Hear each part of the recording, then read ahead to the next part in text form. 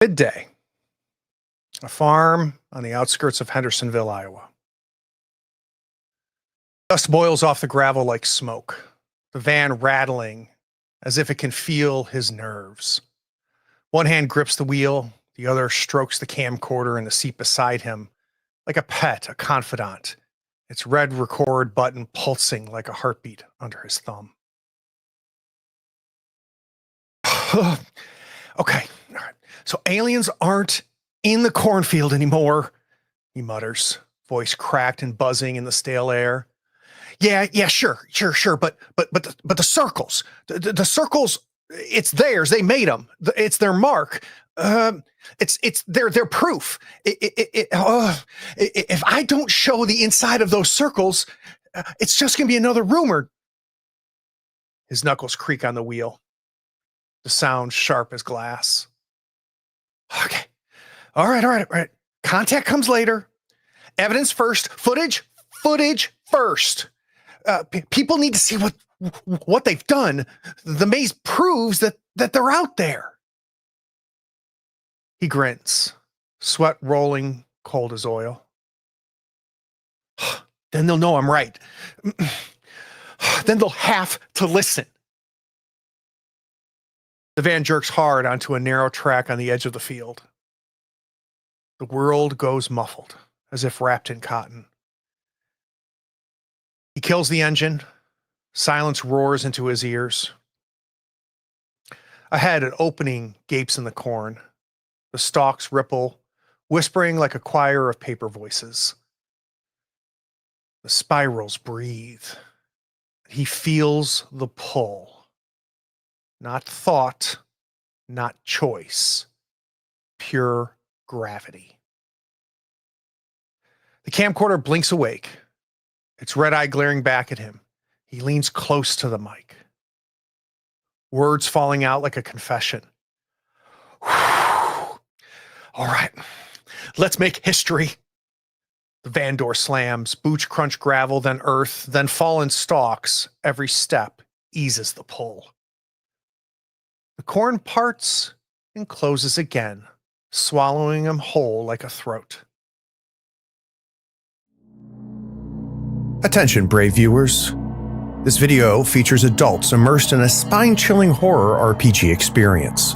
The content likely includes supernatural elements, horror-related events, and potentially scenes of violence. Viewer discretion is advised. Enjoy.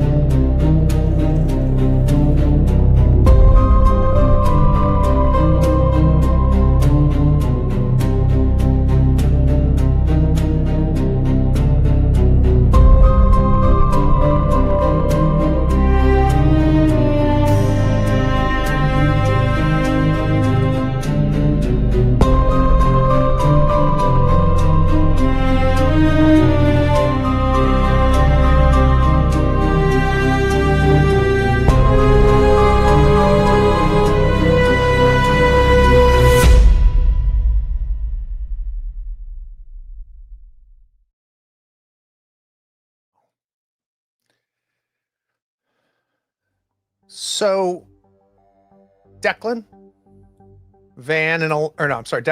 Adriel, and Elias. You're following Adriel's lead. Adriel has figured out how to get to the spot where he had that vision of the two teens being chased by something. And Adriel, as you take a left, you can feel the crunch of the bent stalks under you that's forming this maze. You can smell the soil with a little bit of the manure that helps that corn grow.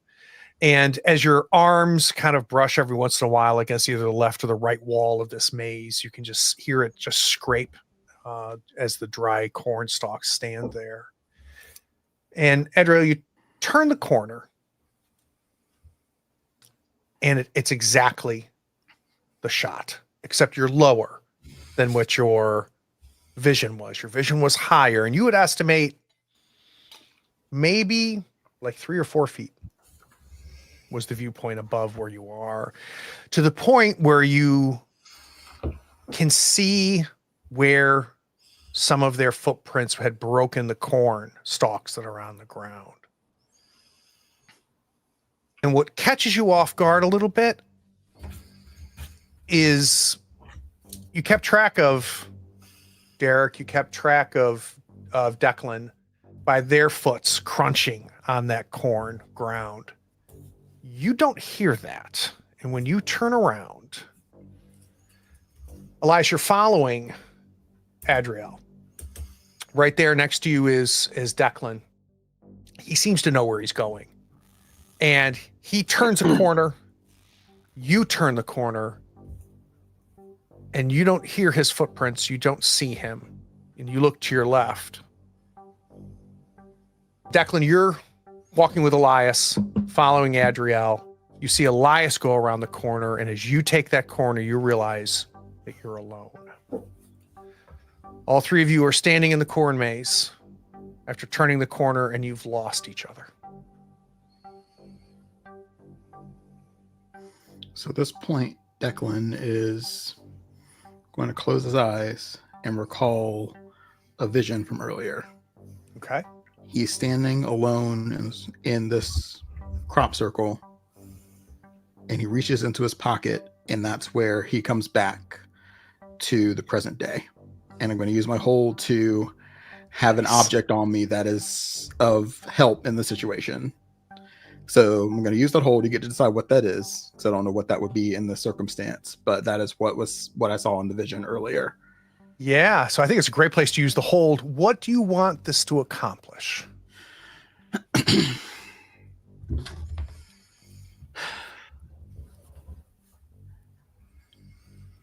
A method by which I can find the rest of the family in this labyrinth. Very cool. Very cool.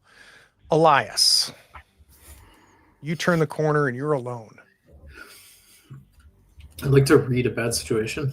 Yeah, definitely read a bad situation. So that is going to be plus sharp.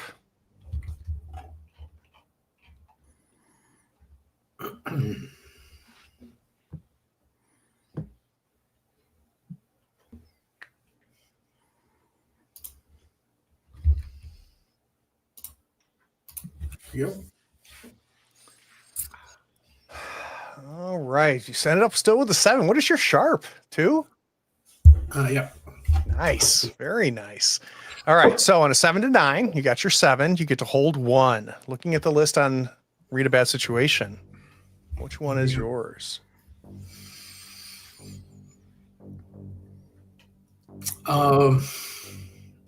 What's the biggest threat?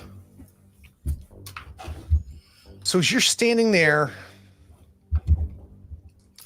I think instinctually maybe Elias, you look down to try to see, where's my brother's footprints? Where's my other brother's footprints?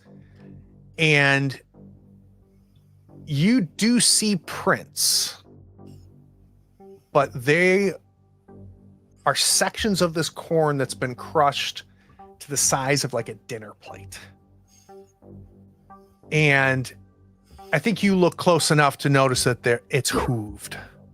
So something with, bigger than a bull's hoof, bigger than a war horse's hoof. Like this thing is huge. So whatever is in this maze, lining up with both of your vision and your brother's vision, is enormous, and that is by far the biggest threat here. Okay. Adriel, you turn around and both your brothers are gone. But you are where you're supposed to be and wanted to be. I would like to investigate a mystery. Oh, excellent. Let's do it. That's going to be plus sharp. All right. On an 8, you get to hold 1. What question can I answer for you? What is being concealed here?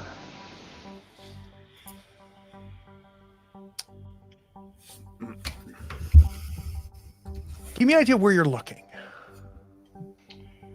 From the point of view, I'm recalling that, and I'm searching the area to see if I can find anything. And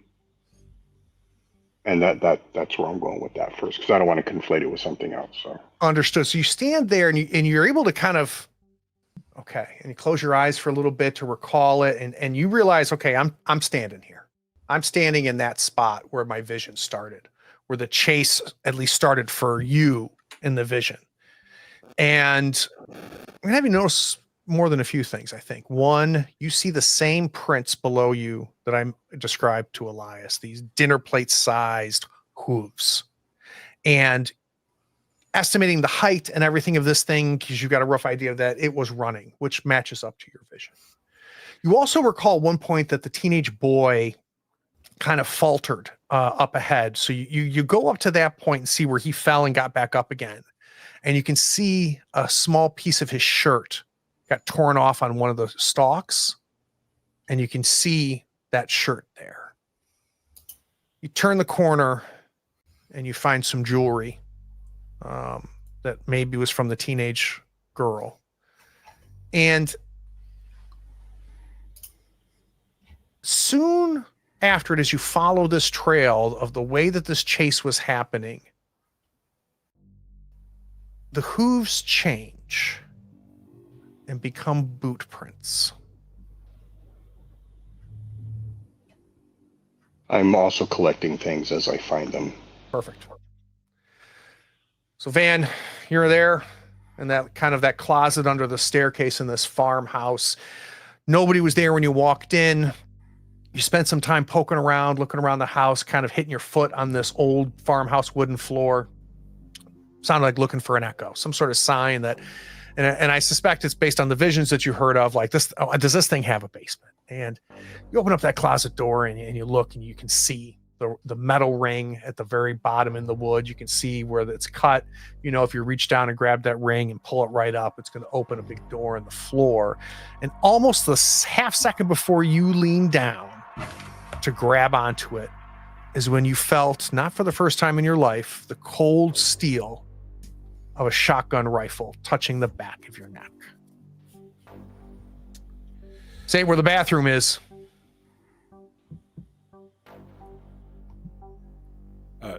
Sir, I suggest you put that gun down. Is this thing working?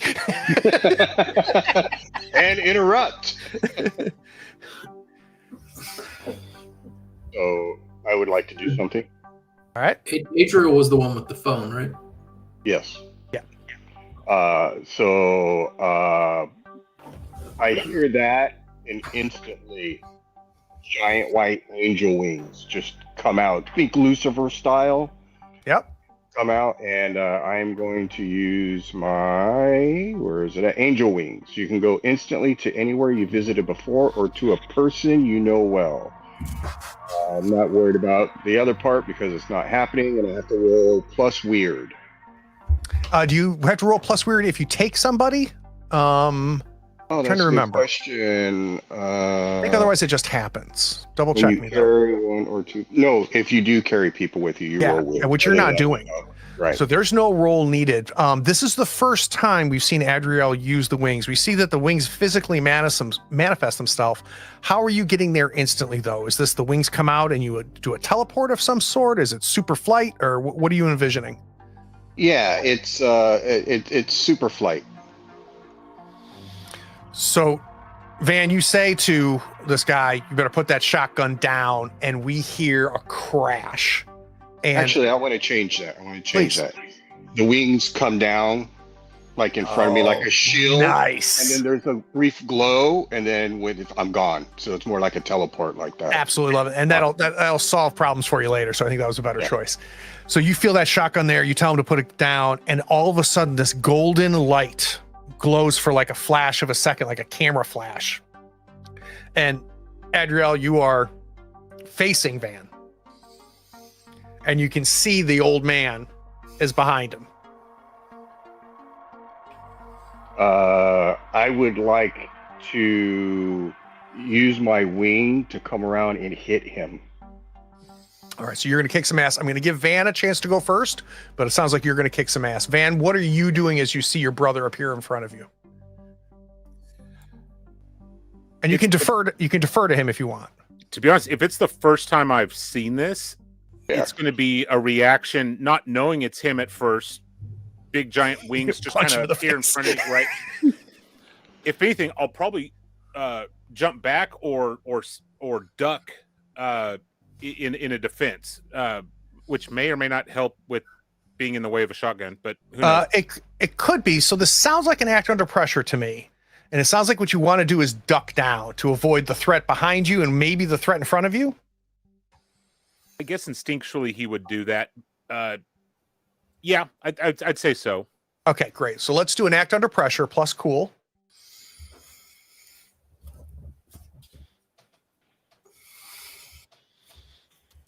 Oh, very nice. On a 10 plus, you do what you set out to do. So you duck down. He hasn't even a chance to pull the trigger. We're going to go ahead and kick some ass with Adriel. I'm going to use my smite ability. So my body and my weapon counts as a weakness against monsters you fight. Plus my unarmed attacks are 2 harm. All right, great. Immediate and messy. I don't know what messy means, but Beautiful, beautiful. Yeah, he's not a monster, but that's fine. It's still going to do 2 harm. So let's roll kick some ass plus tough. there it is.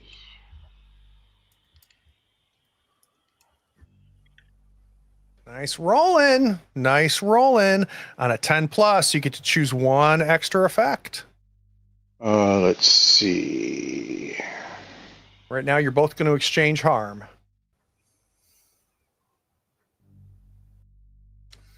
Do I know how much harm I'm taking before I make this decision? It's a shotgun. It's more harm than you're about to do. Okay. Let's go ahead and suffer 1 less harm. Okay. So Van's standing there. Van says, put the gun down. There's this flash of golden light as the 2 of you are packed now inside of, just on the edge and inside of this closet. Adriel opens up his wings. Van, you duck down. Adriel comes with the wing, slash in the front of this old man as he fires the shotgun, and you both exchange 2 harm. Okay, so -1 drops it to 1, right? Correct. And then my suit is divine armor 1, so that drops it to 0. Well, hold on. There's 3 -1 because of what you chose. Okay, I thought it was base 2 because you said 2 harm. Sorry. Yeah, So, 3. I already took off 1. so then 1 harm then because of the armor. Goes to 1. Exactly. And you're going to do 2 harm. Who do I want to cut to? I think I cut to Elias. Okay.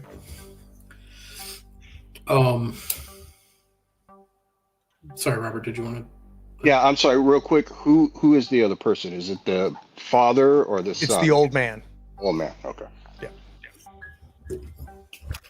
Yeah, so I think Elias starts to follow the footprints, and with the goal of, I think you told us there was a custom move here, but he wants to follow those and look for other tracks as well to try to find his way to DJ Declan. Trying to think if that custom, because I'm custom move. Yeah, I think we can use that custom move. I think we can use that custom. I'm okay with it. Play to somewhere. Yeah. So even though that place is mobile, I think we can tie that together. I think we can definitely tie that together. So And then there's definitely that whole thing of Elias feeling the pull, right, of the maze. Yep. So there's some sort of kind of tapping into that, I think, as I'm good with it. Yep. So the custom move is let's get out of here.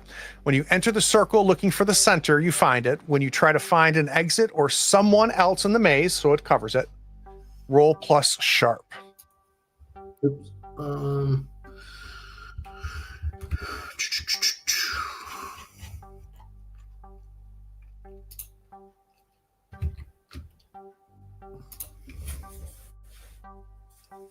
All right, at a 7 to 9, you get where you want, but something is following you.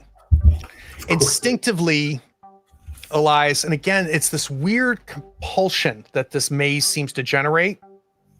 You just get a sense of Declan's this way. And you just start walking. Speaking of Declan, cutting to you, Declan, we've got your hold. The goal here is for that hold to identify and make it easier for you to find your brothers in this local area. If you can give me an idea of how that manifests itself, you definitely are going to be able to see where Elias and Adriel are. I'm trying to think of what that could look like.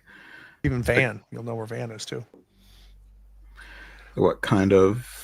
I was thinking like almost like a second vision where you can almost maybe like see their heart beating or a glow or an energy maybe that you could follow that kind of like is unobstructed by things that block your line of sight.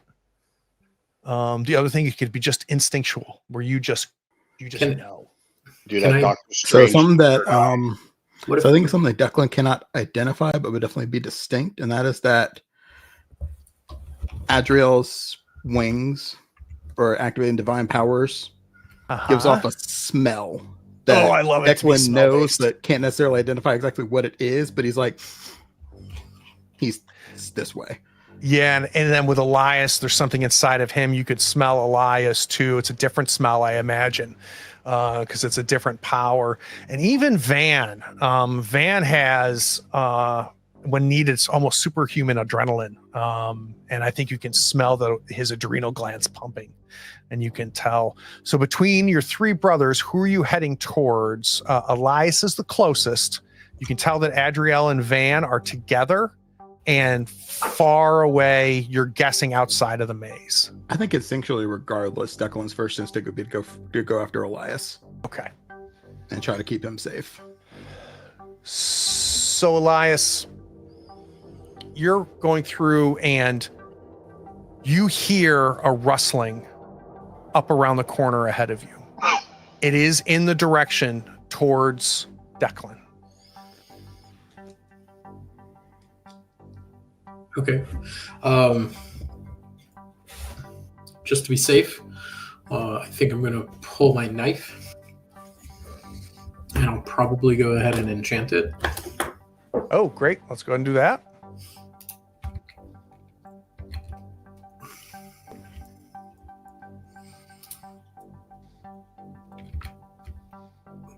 So this is a use magic. You guys are wide open. So that gives you, was it +1 harm plus magic? Is that right? It is +1 harm plus magic. Yep. Yeah, very nice. So you turn the corner. Love you guys using all these great rolls already. You turn the corner and you hear and see somebody fall in front of you. And the camcorder breaks and falls into pieces. And our friend looks up at you and goes, "Oh, you startled me. Oh, my camera. I thought I told you. God damn it." And he starts picking it up and crying. I don't have anything else to film my stuff with. I don't think filming is the worst of your problems right now. His picking up slows a little bit. I think we're getting hungry again.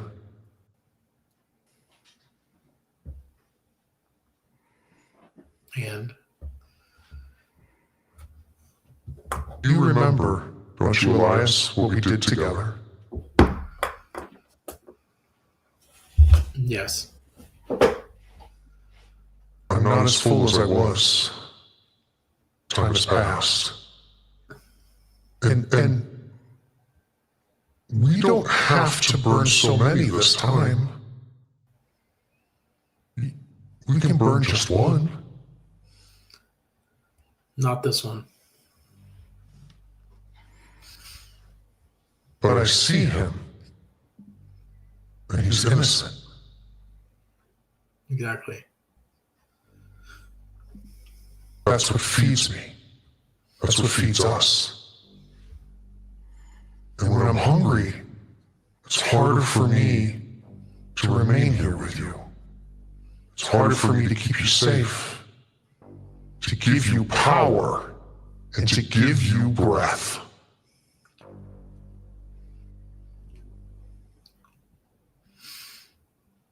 The deal was the power to fight Halphus, not to kill innocents. I'm sure that's what you remember. If we don't burn him, we are going to need to burn more later.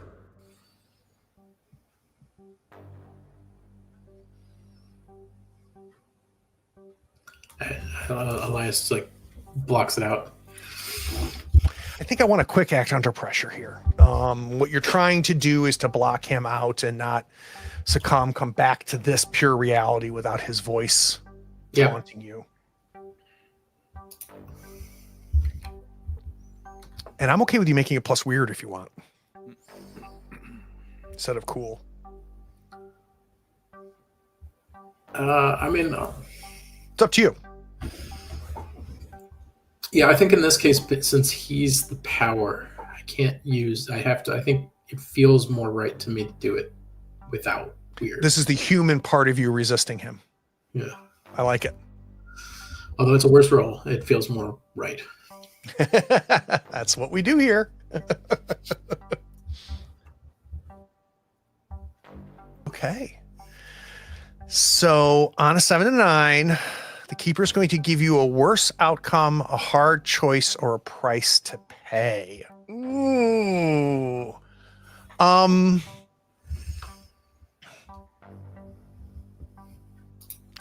Somehow you know if you don't sate him a little, if you don't cause a little bit of pain, he's going to overwhelm you and you will set this man on fire. So somehow you just know if I can just give him a little taste of pain out of this guy, I'm going to end up saving his life. Okay. I can't film this and all my footage with this. And he's just picking it up, not even really paying attention to you after the startle. He's got his back to you. Okay. So I think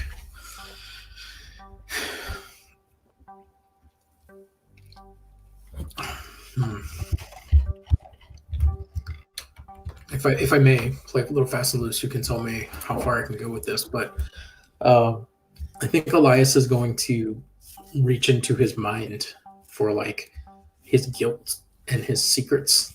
Ooh. Since that's part of my dark side. Yes. I don't need a roll for this. You reach into his mind with help, right? Somebody's very happy that you're doing what you're doing right now. And you reach into his mind and you sift through the parts of him that he tries to forget, that he tries to hide. And you find not once, not twice, but several times where he has staged things, retouched footage, done things in post-production, even though he has an incredible reputation as somebody who has documented aliens, he has never contacted aliens, and everything he has done is fabricated. And you can see that, and he does everything to bury it, so even he forgets it. So yeah, I think does Elias get the feeling that psychological pain will be enough? I think so. Something we're talking about his core being, right? This is everything to him. You can look at his clothing and tell that this is everything. And he's crying because the camera is broken. So I think he's going to snap his fingers and be like, look at me. And he goes, "You're not even going to help me?" And he's got the most serious look on his face, and that darkness, that almost that burning intensity of his eyes is there. Even though he looks like a 10-year-old kid, There's like a gravity to his presence. And he says, "It doesn't matter that your camera's broken. Everything you've ever produced has always been a lie anyway.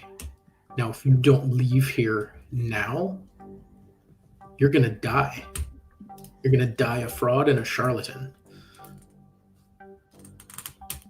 What the hell are you? More than you could ever even imagine. He looks down and you can see he's trying to figure out whether he has time, and it's not worth it. And he just stands up and he's lost. He's looking at his hands like something's going to appear in his Elias hands. snaps his fingers again, and he pulls the knife that's kind of glowing like dark blade. And he says, "Now, leave." And he runs. He runs away. Let's cut back to the farmhouse. You have slashed the face of this old man. We see his blood pouring. He's kind of fallen back and he's hit the back of the hallway. That's where this closet is. He's, shot the shotgun. We can smell the buckshot and the fire that shot those slugs out of that gun.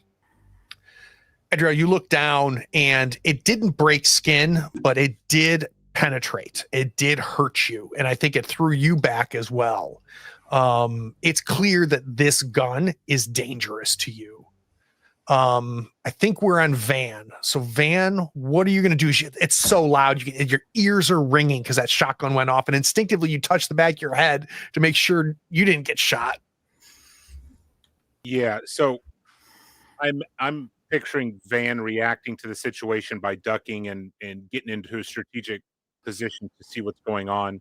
Once he realizes that his brother just got nicked by this shotgun, he turns straight towards this old man with the gun and beelines it straight to him, trying to put his whole body weight into him, spear him, tackle him down like a football player. And so he's going to react in that manner. All right. So it sounds like kick some ass. Kicking some MF and ass. All right. And right, let's do some kick some ass. That's gonna be plus tough. And I think this is your jam, right? Isn't tough your best stat? It is, yeah. Nice.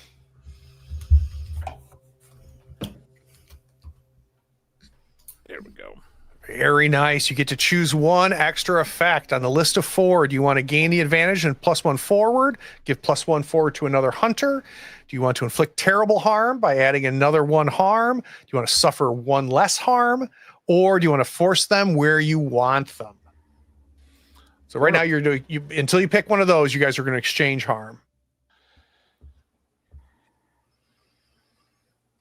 Yeah, I'm going to force them where I want him, which is to the ground, if possible, through the wall onto the ground that he was up against. Yeah, and I think he does have time to shoot the gun, but it's not going to be a clean shot. So I'm going to give him a -1 harm. So I need you to take 2 harm instead of the 3. And then how much harm are you inflicting? I'm inflicting 2 harm. 2 harm. All right. And you guys go crashing through this wall.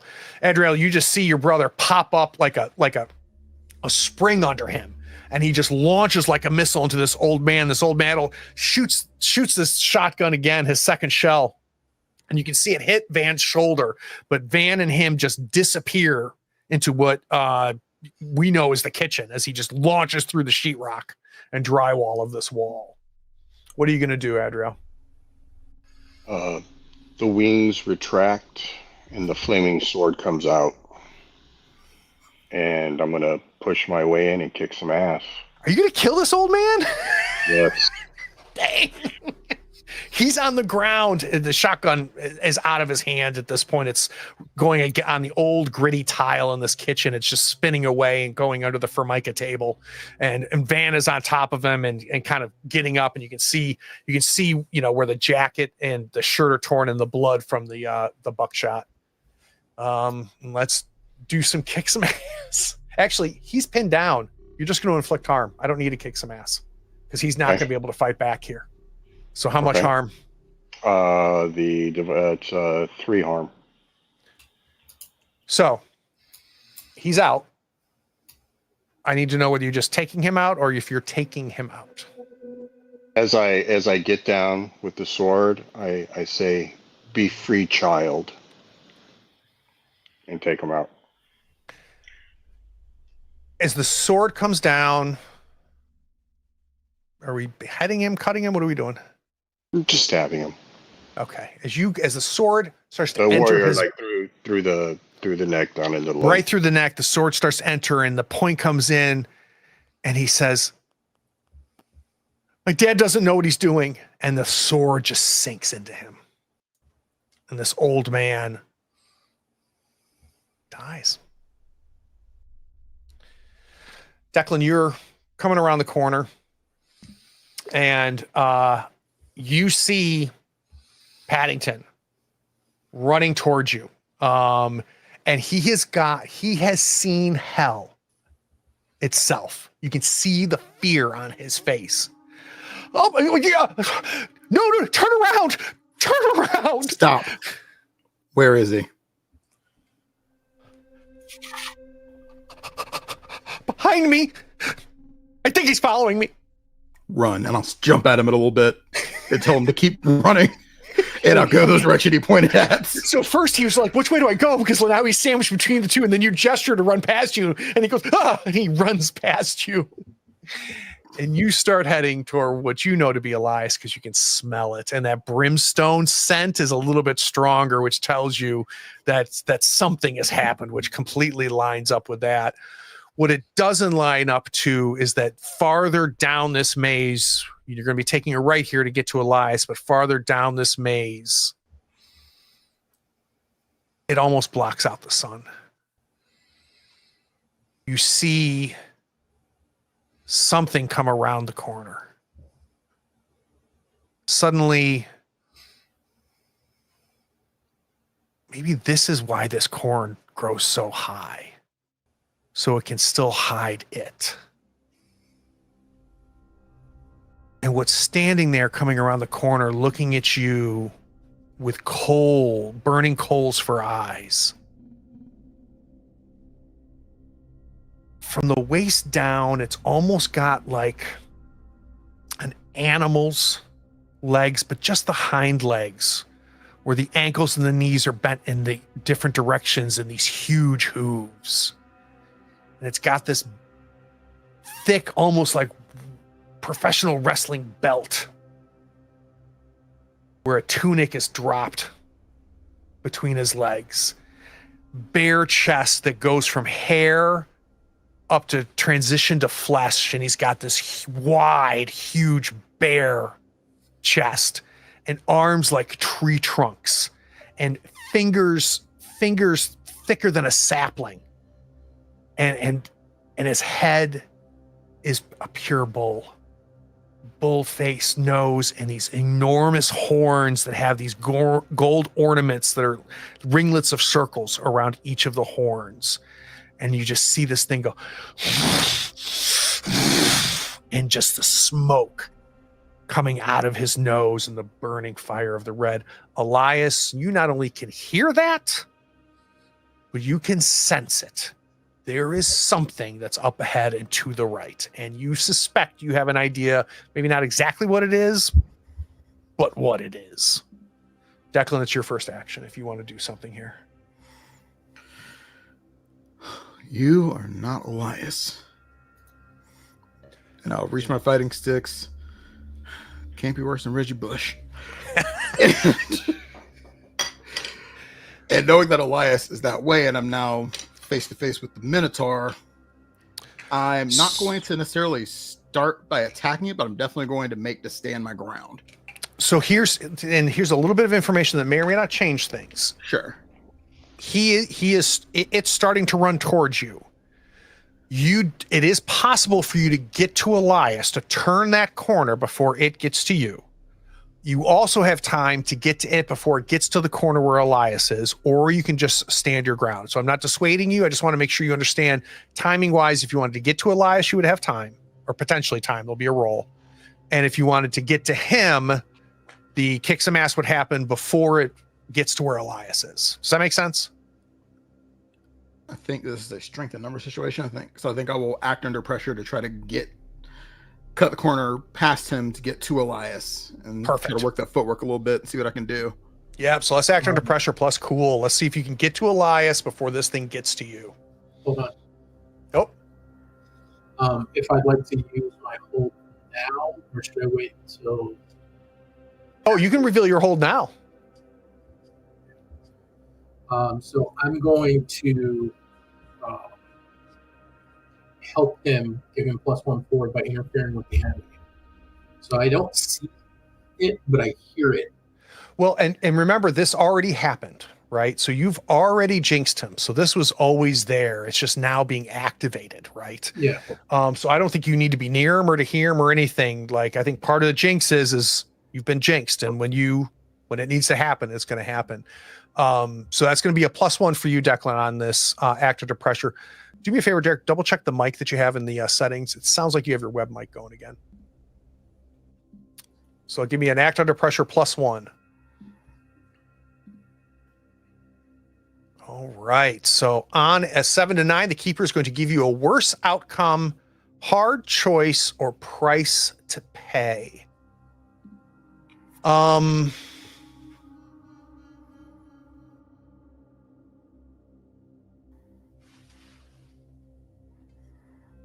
Because you start running, and I think if initially you might have misjudged things a little bit, this thing is faster than you first calculated. You're able to turn that corner, but you're not going to be able to do it in a nice controlled manner. I want a -1 going forward for you, because you're going to be off kilter, off balance, because you realized, oh shit, like I really got to keep run. And you kind of almost crash into it as you're taking that turn wide into Elias's lane. You're going to almost crash right into the wall of the corner. So you just be a -1 going forward on your next one. Okay. On your next roll. Van, you see the life leave this old man's eyes as he tells you that his father doesn't know what he's doing. And your brother is withdrawing his sword. Adriel, that escalated way too quickly. Holy crap.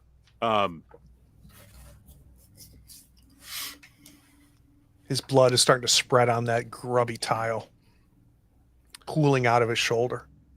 I would like to say it's a flaming sword, so it doesn't cauterizes the wound. Yeah, I like the blood better. It's a lightsaber. Once I notice the life is gone, I turn around and point to the floor to Adriel and say, there's a basement here. I'm going to open it up, see if it matches what you saw. You need to be wary. The son who is the father can transform. I went to the vision that I had, and he was a large creature, and as I followed it through the maze, it shrank down into a booted figure.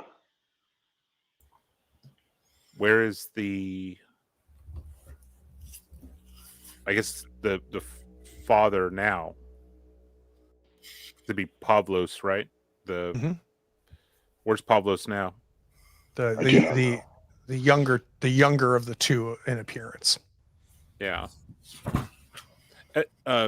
Craig, who was it that escorted my brothers out there on the corn maze? Was it Nikos, the older man? So the older man took him to the edge, right? They went in. You were spending some time going to the bathroom. That's when the old man came in to check on you. Yeah. Okay. Yeah. Okay. Just want to make sure. And we have not, since he came out and said, take him to the maze, we have not seen the younger appearing, who we now know is the father.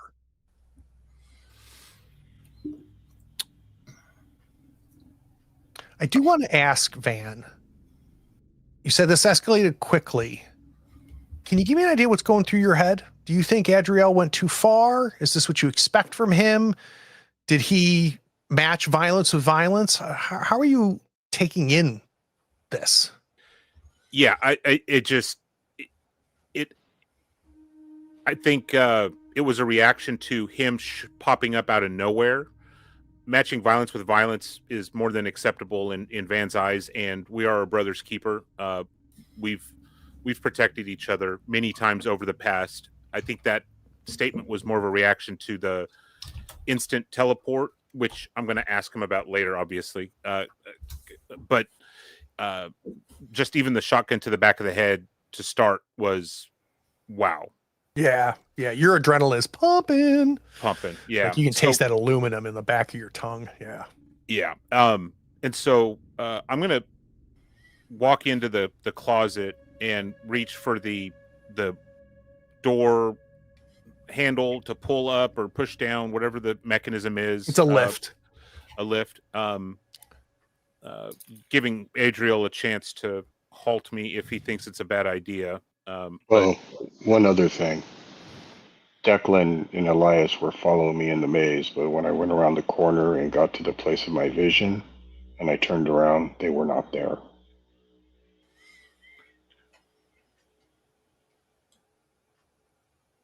Family first. Let's head back out. Who would you like to go to? Oh shit, you can take me, can't you?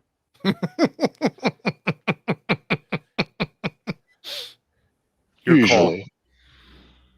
Call. All right. So I walk over and I get Van next to me, and the wings come around both of us. And then there's a bright light, and you feel kind of like your body being pulled a little bit like taffy. And then there's it's dark, and then another light, and then you're in a different place. I'm going to go towards Declan. Okay, so all right, so we're going to roll for that in just a second. So let's get ready for that. Let's come back to Elias. Elias, you scared the shit out of this guy. He ran away from you. You hear him scream again. And then you see Declan just running around the corner as some other noise is coming from your right-hand side. Do I get any kind of sense that the other guy went left? So yeah, we know that Pennington went left. You heard him scream off to the left. The monster's coming from the right, and Declan is crashing in front of you. Okay. Like how close is Declan to me? He's right. He almost fell at your feet. Literally fell at your feet, rubbing the back of my head. Trying to steady him, catch him. Okay. And you do. And I'm gonna say, I think we should get out of here. Yeah, no shit. Did you see that? No, but I heard it. You can hear it. It's going to be here any second. No, but I'm hearing it. Bigger than me and it has horns. It's coming from that way. We should go that way. So turn around and running. All right. So this will be an act under pressure with the goal of getting away from this thing, right? I'm up for who has the better cool between the two of you. I'll say minus 0. I don't know if you have a minus on yours or if you have a plus. -1 for me. Okay, so let's have Declan do this. Declan, he kind of gets you up. You're the one barking the orders anyway. Like, let's get the hell out of here. So let's have you act under pressure for the both of you. Can I help? All right. Yeah, let's do a help. Love that idea. We are working together to get us. Oh, yeah, this is definitely a help out. No question. So that's going to be plus cool with your -1. Great idea. Let me help.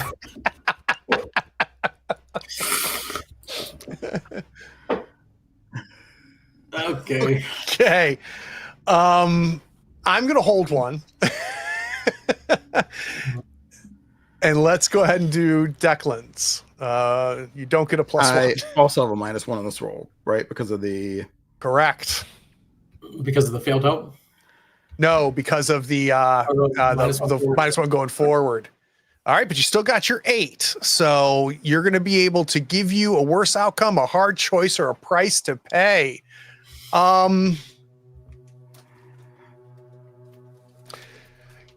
Declan, let's get going. Elias is like, yeah, right. And the two of you start running. And Elias, trying to help, is looking over his shoulder to see how far away this thing is, not paying attention like he should be. He didn't play football. He doesn't know you stay focused on the front. You don't look behind you, right? And he trips and falls. And I'm going to give you a hard choice, which is you stop and don't get away and stay there with Elias, or you trust that Elias can get himself out of this and you keep running. 2 rules, Elias. 1, keep your eyes forward. 2, first rule of venturing, do not look down. And as I'm turning around to like help him get back to his feet as this thing is now starting to bear down on us.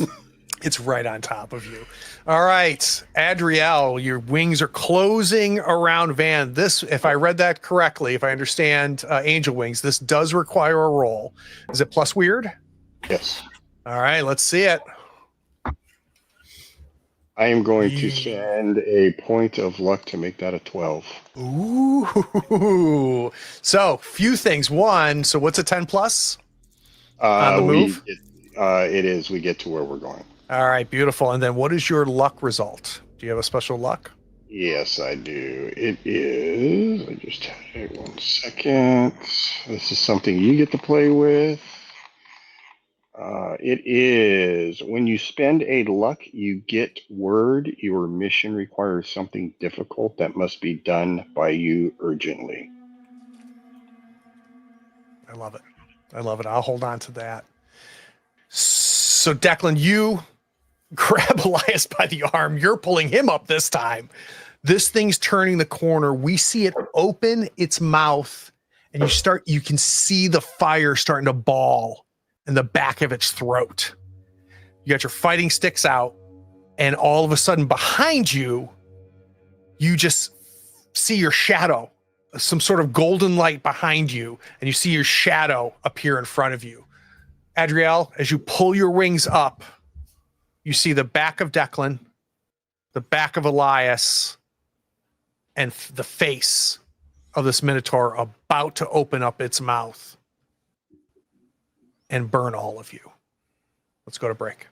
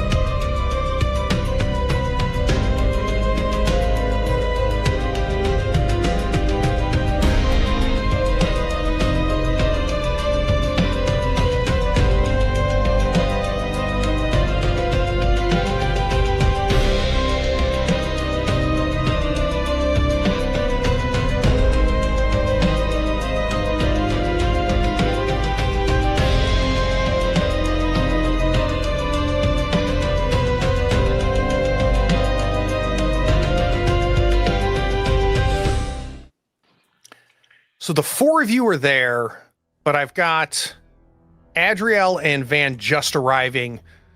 Van, you are definitely going to be acting last here.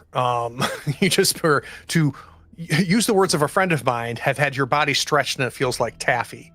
I think it's going to be Declan, Elias, then Adriel, Van. I think Declan, you're the one that's most centered. Your feet are planted. Elias is still recovering from the fumble. So you see this fire forming in its mouth.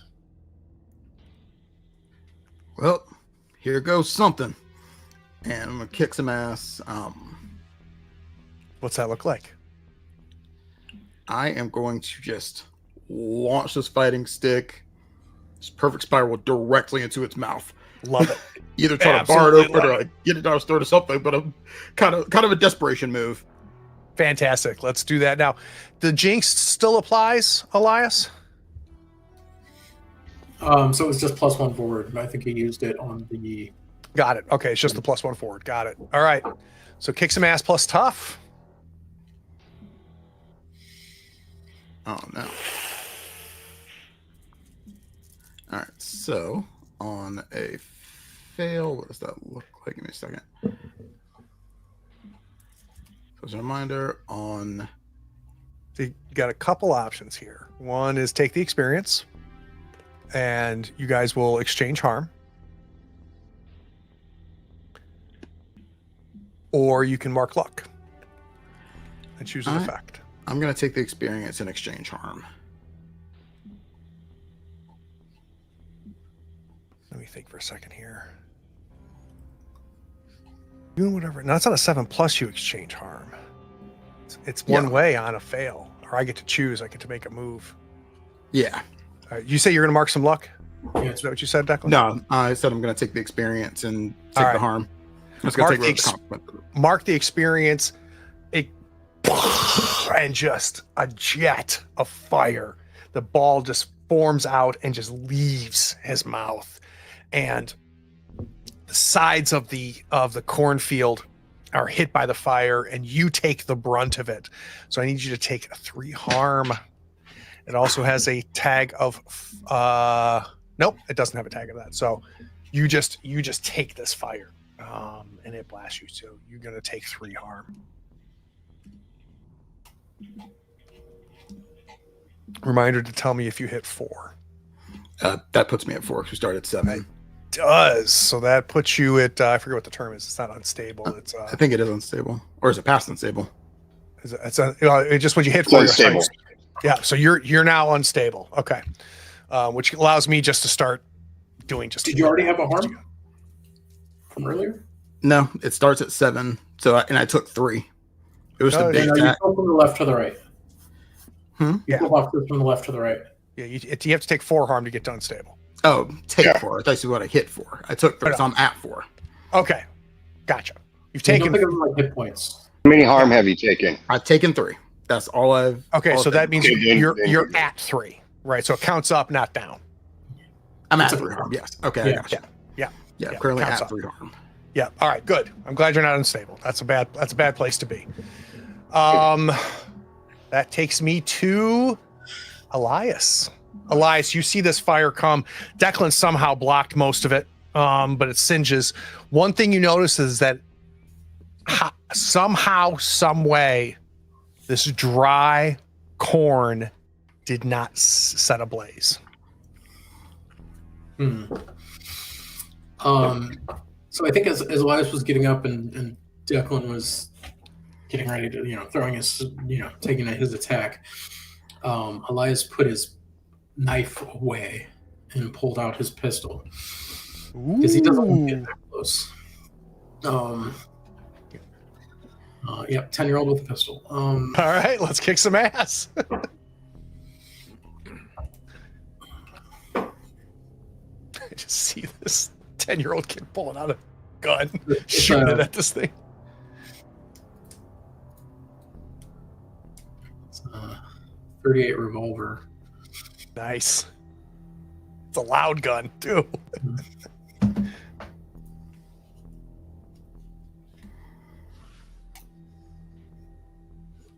Not going so good. All right, mark the experience or mark luck? What are we doing? I'll take the experience. All right. Oh boy. What do I want to do here? Reload loads. Reload loud. So you're right. It's loud. It's close. Yeah. The gun fires, and instinctively, Elias, you flinch. This thing is so loud, the flashing, all of the chaos, the fire is just coming out as you shoot that, and this thing is on top of you. And Cool. It just comes down and puts its huge mouth around your waist and just and it's lifting you up, and you are now in his maw, lifted up off of the ground. I need you to go ahead and take 2 harm. I can do that. And I have not been marking harm on the stream for everybody, so give me just 1 second. So Declan, you're at 3 harm. Elias is at 2 harm. And you're at 3 harm, Van? Or 2? You're at 2, aren't you? I actually have armor, so it went down to 1. Got it. Got it. All right. And then Adriel's at 1 harm as well. All right. Next up is going to be Adriel, as you see Elias being lifted up into the mouth of this thing.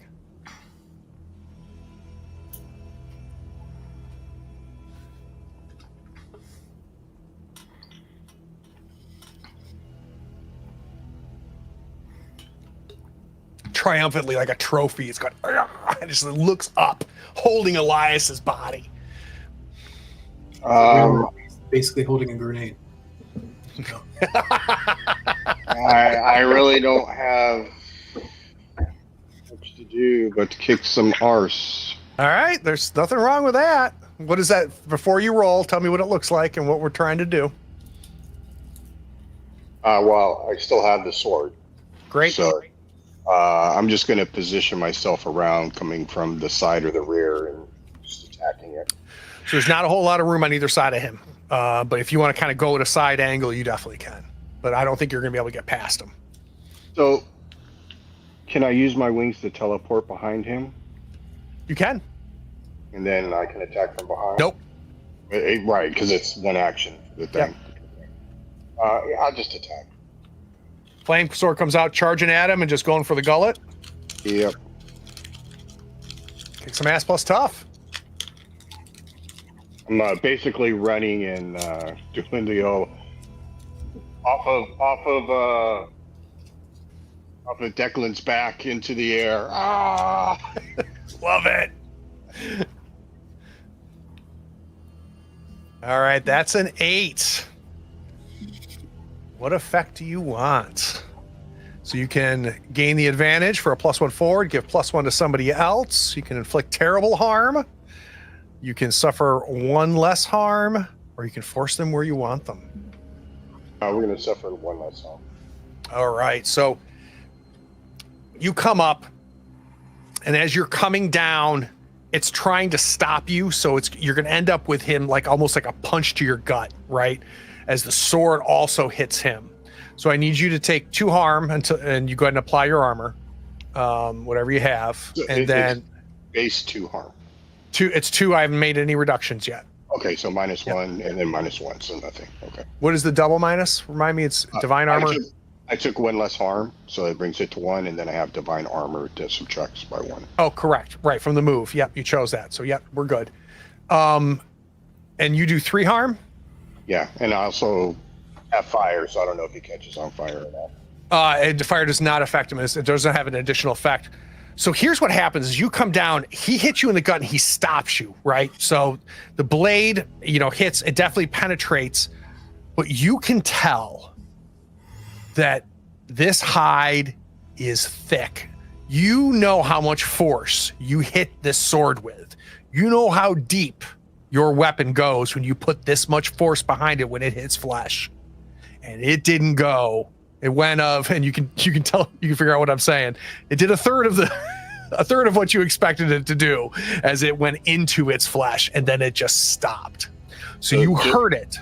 just as a reminder, I don't know if this would apply, but my body and divine weapons count as weakness against the monsters I fight. Oh, it counts as a weakness? Yeah. All right, let me just double check here. Unfortunately, its weaknesses won't help you here. Okay. So, boom, you hit it. All right, Van, all hell's broken loose. We've seen Declan hit by fire. We've seen Elias being picked up by the mouth. Adriel has launched through the sky and come down and is stabbing this thing. He's being held and blocked off by it, but part of the blade has gone into it, and we are seeing some deep red blood coming out of the upper chest of this thing. But the one thing I'll tell you, Van, it doesn't look like you just saw what happens when that sword enters flesh. And that's not what's happening here.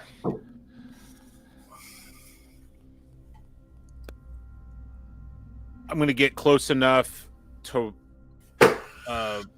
pull my shotgun out and take a shot at its hind rear leg to in hopes to kind of slow it down. Obviously, there's a lot of attention on the front end, and I don't want to pepper my family, so just try to react, grab the shotgun, take a few steps in, and aim right for the rear of his leg. So help me out as far as understanding where the shotgun has been this whole time. Is it like under a jacket on a back strap, or how do you carry this thing around? Yeah, it's like a sawed-off shotgun that's at the kind of the middle part of my back. That's like a back holster. Yeah, Perfect. And so able to get it out from under my jacket and pull it out and click, click, boom. So we just see your arm hit the edge of your jacket, and it flares up like a superhero cape. And it suddenly the same hand that flared it up comes out with a sawed-off shotgun. You're running towards it, boom, and shooting at its leg. It's gonna be plus tough. All right, look at your list. Let's I'm gonna to give you an idea. All right. Well, before you choose that, I should tell you its horn is coming down to hit you. So it's got Elias. It turns its head sideways. It sees you coming, and it's got its horn coming at you. So I don't know if that changes your choice or not. No, let's just. I'm going for as much harm as possible, regardless of. I'm being a little reckless. Sure. Trying to inflict some damage. So you're gonna choose terrible harm. Yeah. So all right. 3 base harm plus the terrible. All right. And then I need you to take 3 harm from the horns as it stabs you in your, let's say, in the other shoulder where you didn't get shot. You just feel the tip of those horns come in, and it's got a forceful tag, so I'm going to have you knocked back by it as well. He just knocks you, and actually you go flying through the air a little bit, and you land down. That puts you at unstable, correct? No, because I still have the 1 armor, which so I'm still at 3. All right, you land on your ass though, and you now both shoulders are bleeding. All right, let's go back up to Declan. Declan, this thing has speared Van, tossed him. It's got Elias in its mouth. Adriel is on top of it with the tip of his sword inside of its body.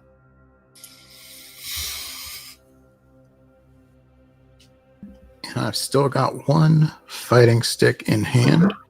So what I'm going to do is hold it crossbar style, seeing that Unk just shot him in the leg. I'm going to go just full body tackle on that leg to try to get behind that knee joint and kind of get him to the ground. So I'm going to go for kick some ass. Let's kick some ass plus tough.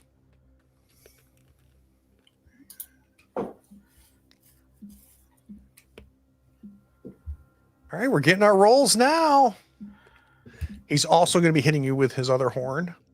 And look at that list. Get my effect. I think in that case, I definitely going to suffer 1 less harm. Okay. So you'll take 2 harm. And how much harm are you inflicting with the fighting sticks? Let me look at the fighting sticks. Do 1, and I have ancient fighting art, so I do plus 1 harm, so 2 harm. So as you come down, I'm imagining you sliding into it, right? To hit right where your unk hit with a leg, and you come across with that stick and you're hitting right at his knees where you can see that shotgun blast did penetrate skin. We see some blood coming off from that shotgun, and you hit that thing, and I swear, Declan, it hits back at you just as hard. It's almost like you hit steel. You hit this thing against his knee and your stick bounces back and hits you in the chest. So that horn comes down. Actually, let's just have that be the 2 harm to you. So whatever armor and stuff you got to apply, but go ahead and take 2 harm. 2 harm is the base? Yep. Okay, so I reduced it because of the success of the roll. So that's 1 harm. So that puts me at 4 harm. Okay, so you're unstable. Mark unstable for me. Yes. And then that puts you at 4 harm. So I got to make sure I update 4 harm. All right, so let's take a quick assessment of where we are. We have got an This unstable. is all happening in a blur, right? Like, Oh, this is all happening at the same time, basically. Yeah. So we've got an unstable Declan at harm 4. Van, where are you at right now? 3 harm? 3. Yep. Okay. Not unstable, but you're at 3 harm. Adriel, 1. you're still at 1, and Elias is at 2. We're going to Elias now. Elias, this thing is in your mouth. You can feel its horse teeth just like squeezing your abdomen, and you're just being flailed around as it's fighting off your 3 brothers. So I don't know if this is doable. Let's find out. But I think he's gonna go for the knife. Okay. He's gonna try to get it free and just do kind of a slashing move across like the side of its mouth to try to get it to let him go and drop him. Okay. All right. So do you want to go for harm here, or do you want to do an act under pressure to get free? It's probably trying to get free more than harm. Okay. So let's do an act under pressure. Does that make sense to you? Yeah, I think so. Given that I'm not going for the harm, and I get +1 forward since the blade is enchanted. Yeah, definitely. Look at me, rules lawyering for No, all you have to do is ask. grubbing for. So it's going to be a +1 act under pressure. All right, so that's going to be a 7. Keeper is going to give you a worse outcome, hard choice, or price to pay. I'm not going to do worse outcome. You're going to get free of him. So it's going to cut him enough to make him let go. He's going to throw you through the air. I think the price to pay is going to be harm as you land on the ground, because he is gonna toss you. So you're gonna take about a 15-foot drop as you just get launched by him. You all right with that? Sure. All right. So that puts you at harm 3. 1 harm. Yeah. Yep. I'm All 3. right. We are now to Adriel. And I You're go on top of. off down one of the corn maze rows, 50 feet away from everybody. That sounds good. Adriel, you see Elias get launched. You realize your blade is hurting him, but not like it hurt the old man.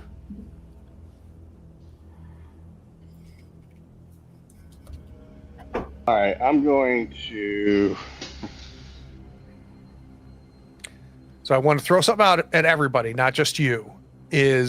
We could often think when we're in combat that we should be doing kick some ass or maybe an act under pressure. Never forget to read a bad situation. Right. Look at the choices and say, would I love an answer to one of these questions? Good advice. I think I want to use magic and attempt to trap a specific person, minion, or monster. I like it. I like it. So as that blade is down there, before we do the roll, tell me what's happening. Yeah, so basically I just unsummon the blade and I kick myself off backwards and then do the use magic. Okay, and what do you think this binding looks like?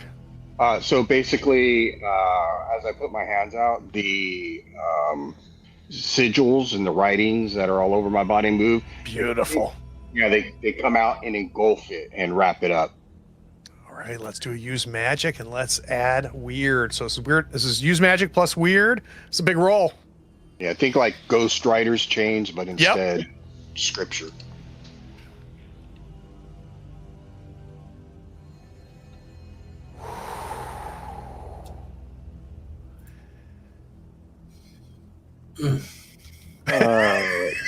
Here. You know what? This is gonna fail. Yeah, go ahead and mark it for me. And So, go ahead. I was just gonna say for the glitch. There's no glitch. This is a fail. So I get to do a hard move. Oh, okay. Sorry. Oh, that's right. 7 through 9. That's right. Sorry.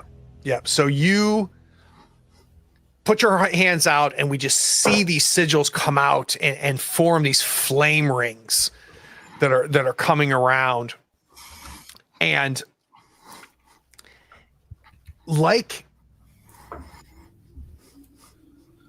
you get a sense that it does not fear your magic, and we see it run its hand ahead of you, between you, and it doesn't hit the rings. It just banishes them. It just waves them away, and you just see these sigils coming flying to, and they just go, and there's just smoke where they were. You cannot use magic for the rest of this encounter. Van, you shot this thing. Declan tried to hit it with his knee. Adriel tried to stick it. Elias is free, but he's on the ground. And this thing does not look worse for wear. Based on what I'm seeing, because me getting flung aside, I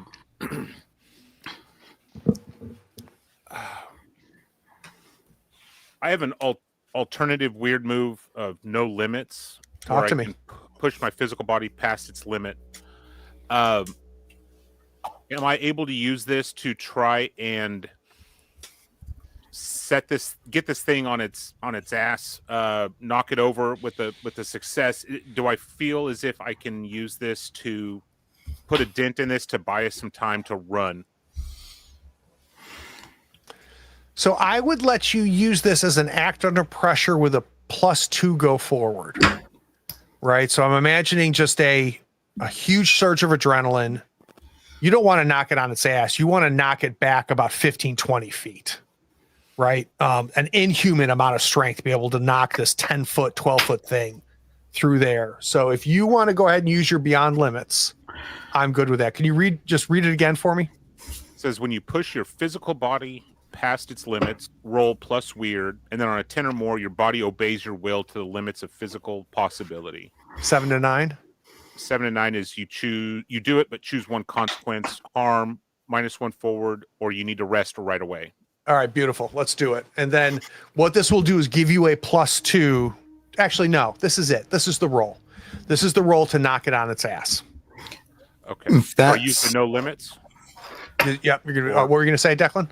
I was going to say, can I see him like trying to set this up and 100%. try to help him? 100%. Let's do a help roll first. High low. Nice. Let's do a help out.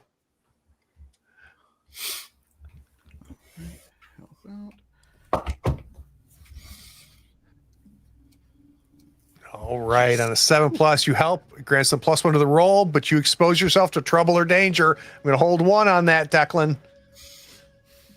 So I imagine I hear, the I don't want to say cheerleading, but lack of a better word, motivation. Yeah. The coaching. And the coaching. And I just 3-point stance, dig in like I'm wearing cleats, and I just go charging. And so I'm on a +1. +1 from Declan. Like The play caller. Yep. Oh my God. I'm going to use the luck. This needs to happen. I'm going to use my luck. Do you want to look at your luck thing first before you choose that? I will find a dangerous lead on my prey is my luck special. Okay. All right. I'm good with that.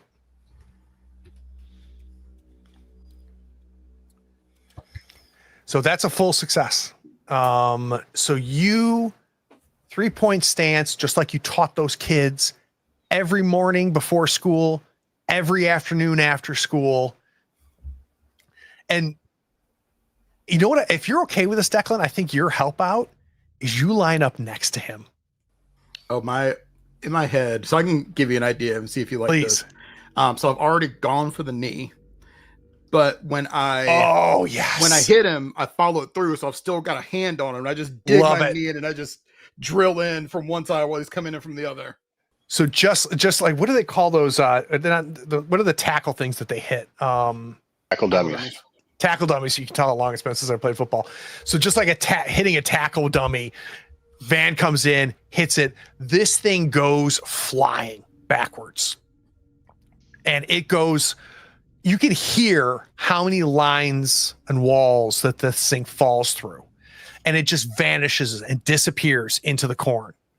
You can't even see it. And it's got to be a good 15, 20 feet away as it lands. So read the effect one more time for me, Van, on the 10+. Your body obeys your will to the limits of physical possibility. All right. I'm going to also have you inflict 1 harm. That's 1 harm after its reduction. So it gets knocked. The 4 of you are just there. Run.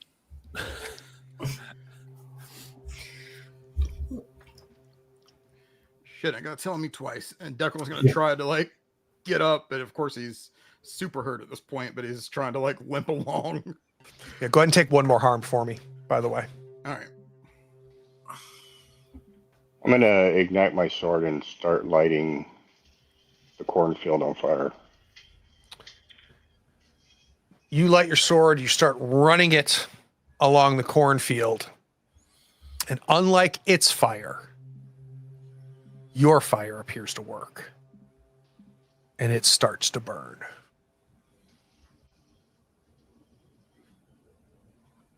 All 4 of you are running? Yep, run. All right.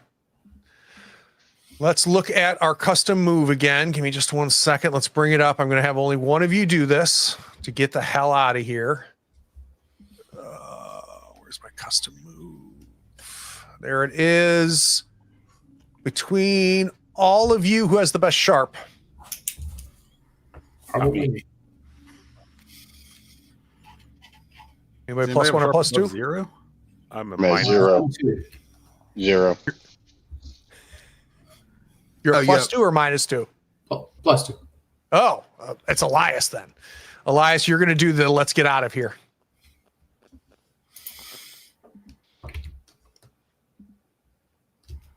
All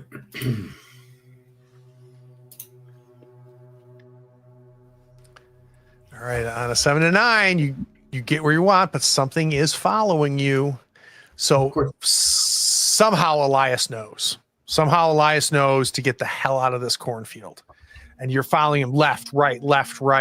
Adriel, it's the same instinct that you were following, that somehow now Elias is following. And the 4 of you burst out of the same place where you entered. Farmhouse is there. RV is there. They've got this old beat up farm truck.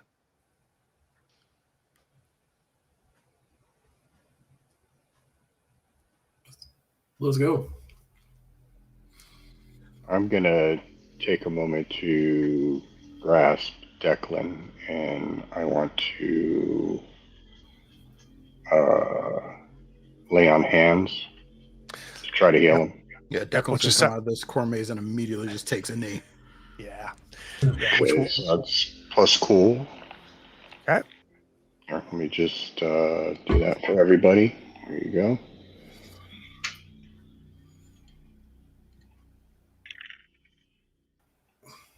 All right, 7 to 9. You can heal the harm and illness, but you take it into yourself. Which is fine. So what kind of injury did you take? Where did you get hit? Do you remember? Burn and So I got the primary injuries. I got burned badly. I blocked the brunt of the fire that it breathed at us when it. Okay, so as your burns heal, you see the same burns appear on myself. badass. So It's this just is really too hard nice. to be moved. So it's going to remove 2 harm. It also clears unstable, which is freaking huge because usually you have to choose between the 2. That puts a harm 2 on Adriel. No armor. Right, takes me to 3. Yep, you put you at 3.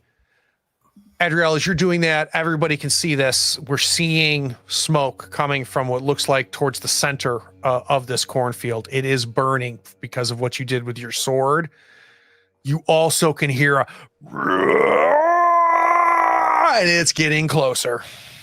Can I investigate a mystery? Talk to me about it. So the answer is yes, but I need to understand it. I'm going to ask my friend Oh, how to deal with this. oh, I like that. Oh, I like that. Yes. So let's call upon him first. I don't know if I have any kind of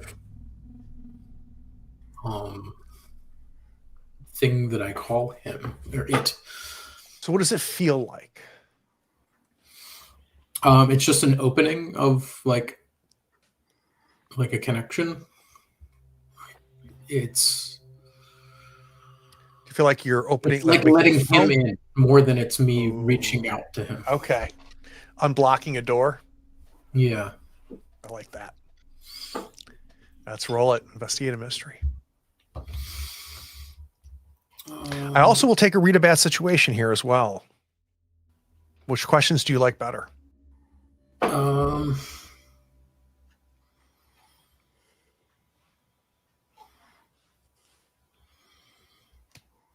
And you literally can ask him this question. I think ultimately what I want to ask him is what can hurt it, Okay.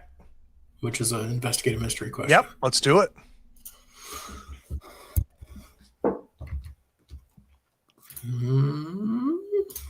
Here goes nothing.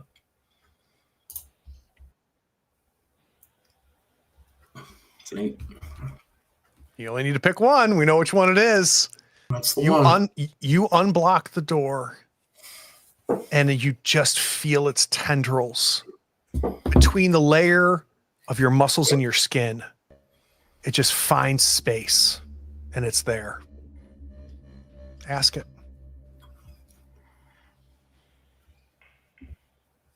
This seems like some power you'd like. How do I hurt it?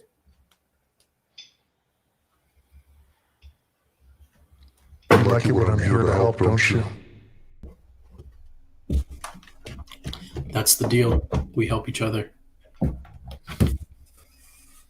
not satisfied yet. You still owe me. I understand. The corn gives it its power. The circles and the corn. All right. And Elias just turns to Adriel and says, "Well, its fire doesn't burn it. Yours does. Let's see if regular fire burns it too. We need to burn this cornfield all the way down."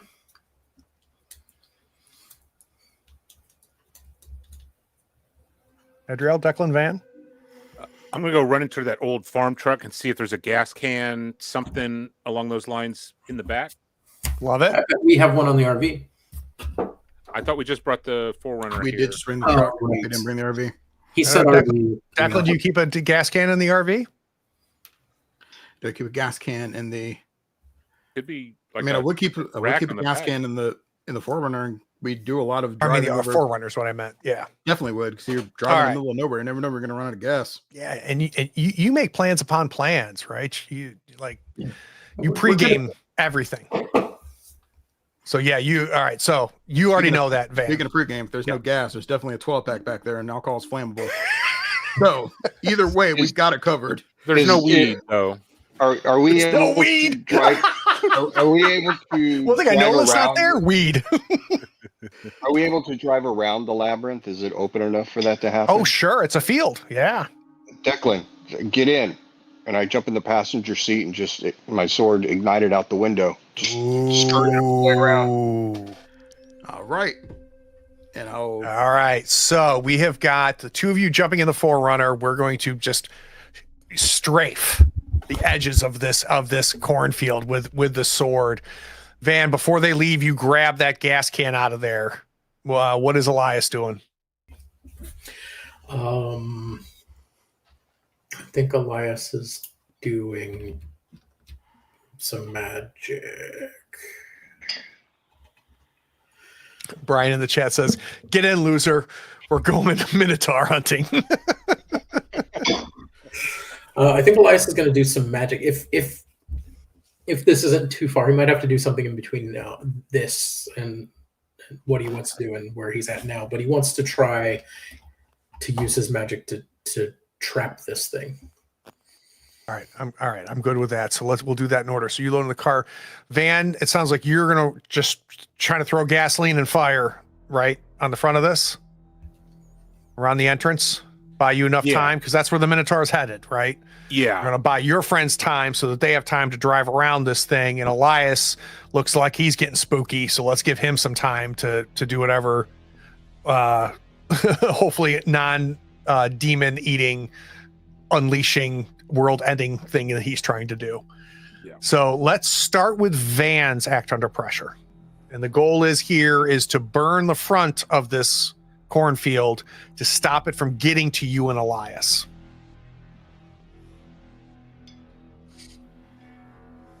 Oh, this is so big. All this is so big. That is a 7. The keeper's going to give you a worse outcome, hard choice, or a price to pay.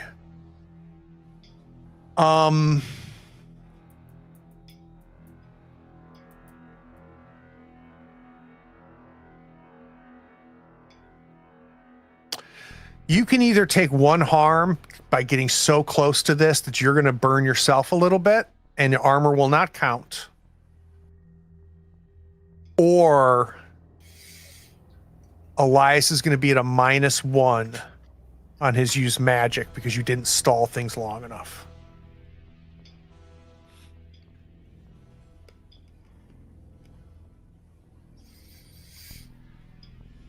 And this will make you unstable.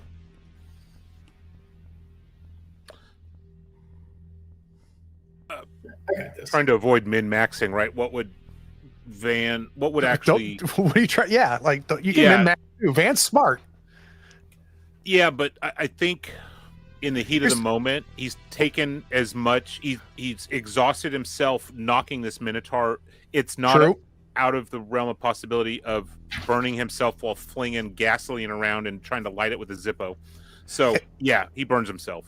I think so too. I think that makes total sense. You've already proven that you're reckless, especially when you have a goal focus that fits the wronged perfectly. You're the only human, pure, like non-supernatural thing at play here. Like, I think this is your move. Yeah, so I love that. So narrate that for me, including the burn. You're going to take 1 harm and go unstable. Yeah, I think it's just in the heat of the moment, I'm sloshing gas around, doing the best I can. In the moment I flick that Zippo lighter, as you see on like America's Funniest Home Videos, that the fumes just whoo. It does that, but it totally spreads into the cornfield at the same time. So eyebrows gone, not all the way gone, but he's got a burn on him for sure from this. Yeah, the clothes start on fire and you have to stop and start patting it out, drop on the ground. Declan peels out on the Forerunner and heads right for the small path that goes between this field and the next field and starts going.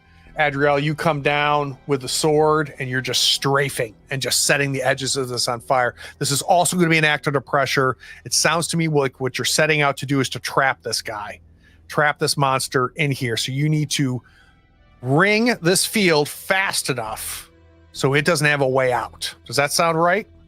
Yes. All right, so this is going to be plus cool. You're both doing this together. Either of you can roll, whoever has the best cool. I have cool of 1. I have 0, so that's going to be you. And there's something else that I would like to do, but we'll do that after. Oh, talk to me. Tell me. So when we're fighting the the fungus creature, Yes. I almost went into a fugue state towards the end and connected with the Emberfold. Yep. That is a power that I can activate manually, that illuminated alternative weird. And I would like to try to do that here because we are trapping this thing, but we have not, I feel, made much progress in the way of actually, one, stopping it entirely, or two, figuring out where the hell it came from, other than what we. So, like to contact the sect to see if they have any kind of insight as to how we can put a stop to this thing as opposed to just weaken it or trap it. So let's do this. I think you can't do that in drive.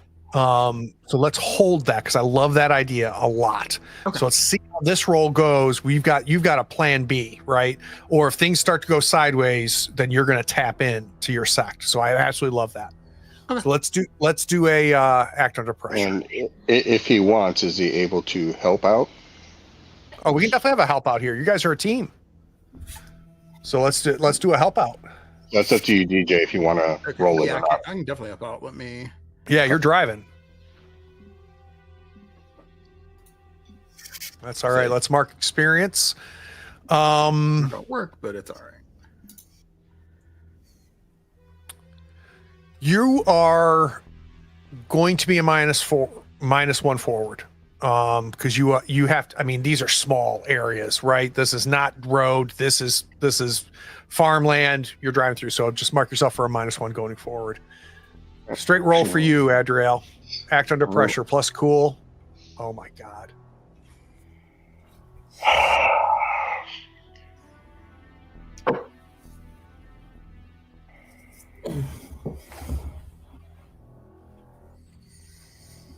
I got to do it.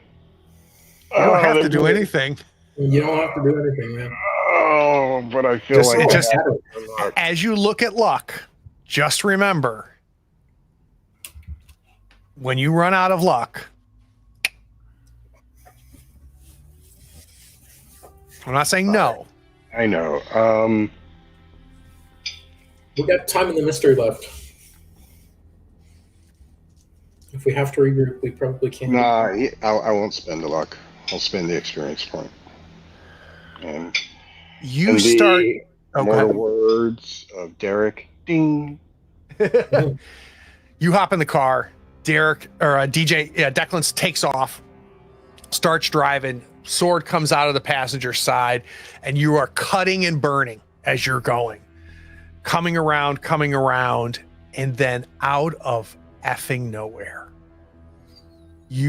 all you feel is the entire world shift on you, and the forerunner is rolling head over head over head, and when it stops, you're upside down. And you look down and you can see this thing outside of the maze now.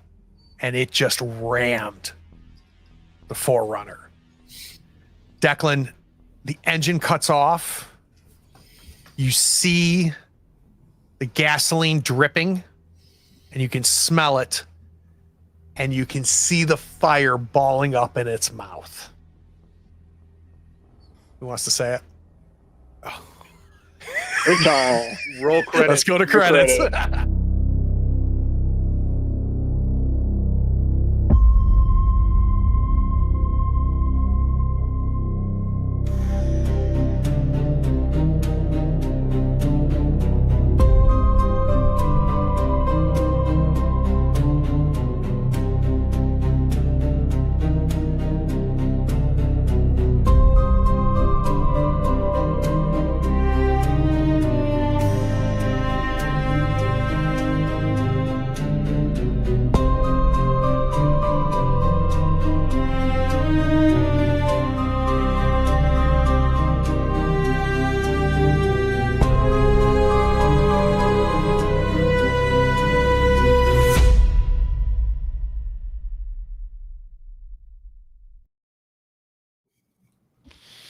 The good news is we only have to wait a week. We'll be back on the 8th. Man, I'll tell you what, and I know it's the table.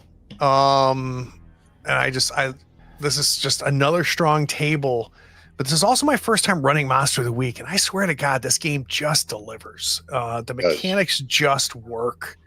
Like we think about the moves and the choices and the decisions and just how much just unfolded and how much narrative we just experienced. Like I want to just run 3 games of this. I'm really impressed with what Michael made. Really impressed. Let's start with you, Nick. Thoughts, stars, and wishes. Your 4-harm unstable self. Yeah, holy crap. Thoughts as usual. God, I love this system, this group. Playing 4 days later. We played Saturday and then again today, and then today was awesome. And then we're coming back in a week. It's amazing, and the system's awesome. The story, I love it. So thank you, Craig, for including us in this. This is amazing. All right, stars. What sticks with you? What stood out? Man, I said it in our break, but Derek as Elias role playing, talking to his inner demon. I saw myself on stream with my jaw open for easily a few minutes, looking like a weirdo, and it just he sucked me in. So well done. I love every minute of that. And why do you think that so much more? Why did it work for you? So why do you think that's clicking? The battle that Elias is fighting inside, kind of in silence, right? Like I don't think his 3 brothers understand what Elias is going through. Exactly. Even his 3 castmates on this show don't know what he's going through, because it's uncovering every minute. And it's, we haven't gotten into the divine nature too much yet of Adriel, and then we're just peeking at Declan's background. And I think we're further along with this. Maybe not the background, although we got a taste of it, but it's very intriguing. This demonic sense, and then it has me hooked. So for you GMs out there and for you players out there that are playing Monster of the Week or thinking about playing Monster of the Week, pick up the Hunter's Journal. The Hunter's Journal is full of these incredible stories that we've tagged onto. And Elias, Derek chose The Darkest Day. And oh my God, it's so good. And it just adds another layer to this. And stories exist in the base book, but the way that they have fleshed it out in the Hunter's Journal is pretty impressive. Yeah, it's well worth it. It's a must buy in my opinion. I think so. I think, and honestly, I think that the survival guide is too. Yeah. Codex is very good.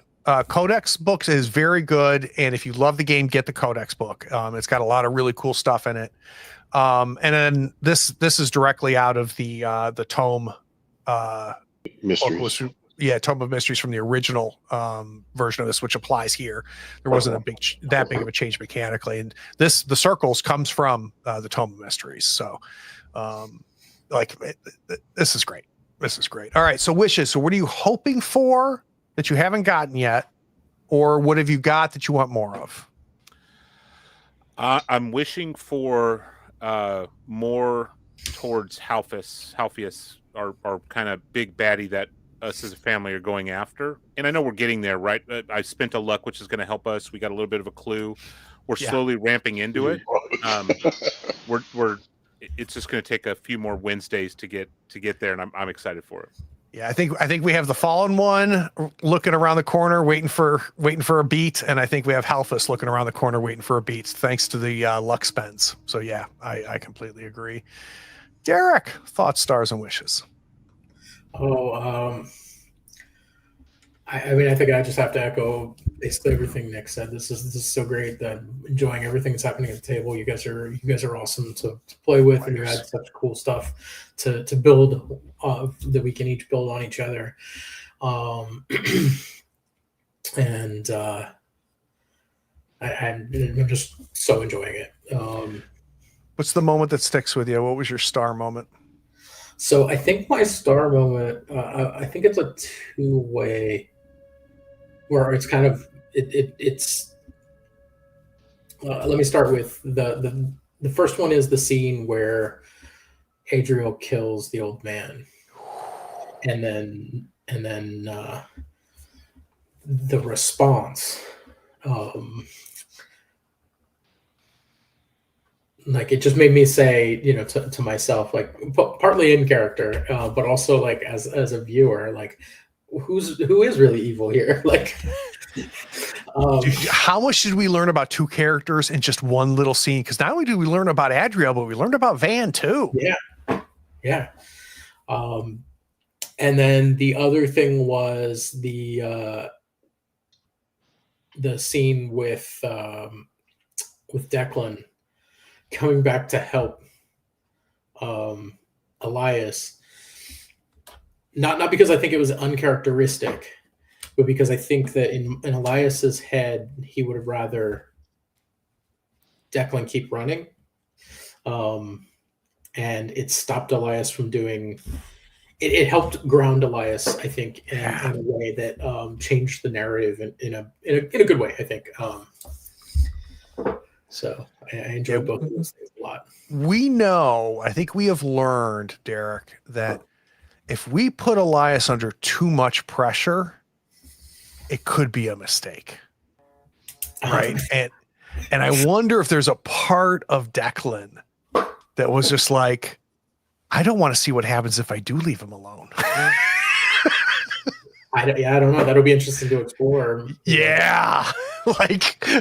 Because like we have seen, you talked about a grenade in its mouth. Like we've learned that Elias is a freaking grenade. So I think that's very cool.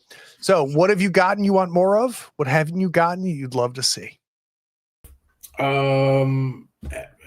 There's nothing, everything that was already mentioned. I'm glad that we're tracking down the bigger story arcs, but the intermediate, the weekly story, the monster of the week is also fun and interesting. I just keep doing it. I just want to keep doing it. Good. And so just real quick for everybody. So we've gotten Adriel's story is opened because Adriel has learned about the fallen one. Elias's story is open because we've learned there's a darkest day. And then Van's story was opened when we heard about the I forget what it's called, the other life. New Life. The New Life storyline, which is he has been tempted by people that are very important to him to end being a hunter and to start a new life. So the only thing missing, and we didn't have a chance to get to it, is we just need to see what happens when Declan's story opens up as well. Robert, thoughts, stars, and wishes. Thoughts. As repeated, this is a great system. The only thing better than having a great system is a great table, and that includes the GM. I mean, it's if you don't have that, you really don't have anything. And everybody here is just amazing. And I don't know what it is. I don't know what voodoo god you pray to, Craig, or what dark pacts you got, but your tables that I've seen are strong. Undefeated.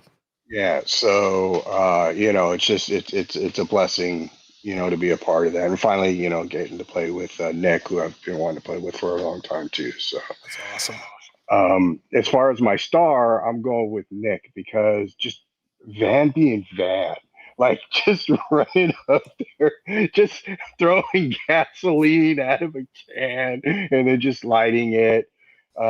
Just the way he plays his character, it's how I envision Van is based on the information that we've had when we created the characters and stuff. So I'm gonna go there. And wishes, yeah, I mean, you said it's coming down, but I want to see what possibly can come from the hunter choices that I made for the fallen one. I think that could go nowhere, or something might be very interesting. So I'm looking forward to dive into those as possible. Yeah, and we've had two not random mysteries, but mysteries that are outside of things, right? True Monster of the Weeks. There's also going to be times where there's going to be mysteries directly tied to individuals or pairs of individuals that'll be a different type of Monster of the Week. We've got so much out there right now when we think about it. Like one of the things that's tied to Van's story is there is now an awareness by the world that there are important people up in Massachusetts that care about Van. That's all that opens things up completely, right? We have got potential of Elias being drawn into something and having to deal with sating whatever's inside of him.